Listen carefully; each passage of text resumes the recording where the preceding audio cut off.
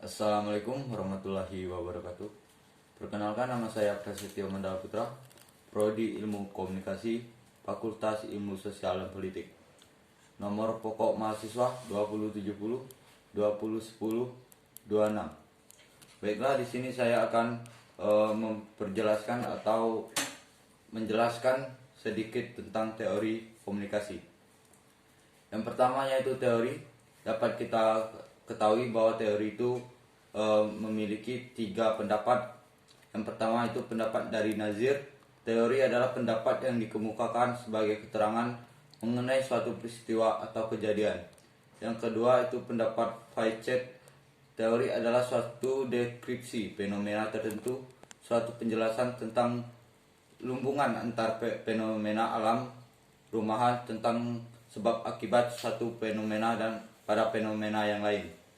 Dan yang ketiga yaitu teori menurut Turner adalah proses perkembangan ide-ide yang akan membuat kita menjelaskan bagaimana dan mengapa sebuah kejadian dapat terjadi.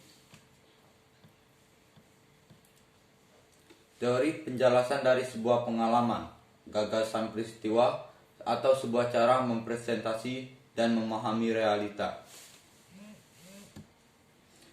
Ciri umum teori: semua teori adalah abstraksi tentang suatu hal. Dengan demikian kita ketahui bahwa teori sifatnya terbatas, dan semua teori adalah konstruksi ciptaan individual manusia karena sifatnya relatif, tergantung cara pandang si pencipta teori, sifat dan aspek yang diamati, dan kondisi lain-lain seperti waktu, tempat, lingkungan, dan sekitarnya.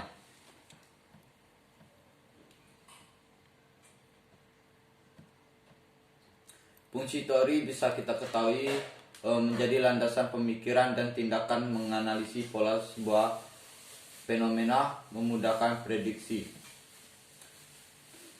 Kita masuk ke teori komunikasi, yaitu teori yang dipergunakan sebagai alat untuk menerangkan, menjelaskan, menilai, membuat ramalan demi untuk memahami fenomena komunikasi. Fungsi teori komunikasi dalam penelitian memiliki beberapa aspek. Yang pertama itu membuat sebuah prediksi, yang kedua itu memfokuskan penelitian, dan yang ketiga sebagai pedoman atau penuntun dalam melakukan penelitian di bidang komunikasi dan informasi. Intrapersonal communication adalah proses komunikasi yang terjadi dalam diri seorang.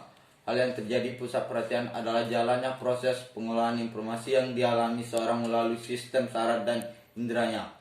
Teori-teori komunikasi intrapribadi umum membahas mengenai proses pemahaman, ingatan, dan impresi terhadap simbol-simbol yang diungkap melalui panca indera. Komunikasi kelompok, group communication, membuat pembahasannya pada interaksi di antara orang-orang dalam kelompok-kelompok kecil.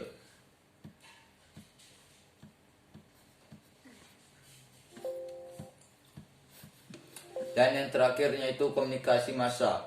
Mass communication adalah komunikasi melalui media massa yang ditunjukkan kepada sejumlah khalayak yang besar. Proses komunikasi massa melibatkan aspek-aspek komunikasi intrapribadi, komunikasi antara pribadi, komunikasi kelompok, dan komunikasi organisasi. Teori-teori komunikasi massa umumnya memfokuskan perhatiannya pada hal-hal yang menyangkut struktur media, hubungan media masyarakat, hubungan antara media, khalayak, aspek-aspek budaya dari komunikasi massa, serta dampak hasil komunikasi massa terhadap individu. Baiklah, mungkin itu saja penjelasan dari saya mengenai teori komunikasi. Bila ada tutur kata yang salah, saya mohon maaf. Billahi fisabilillah, fastabiqul khairat. Wassalamualaikum warahmatullahi wabarakatuh.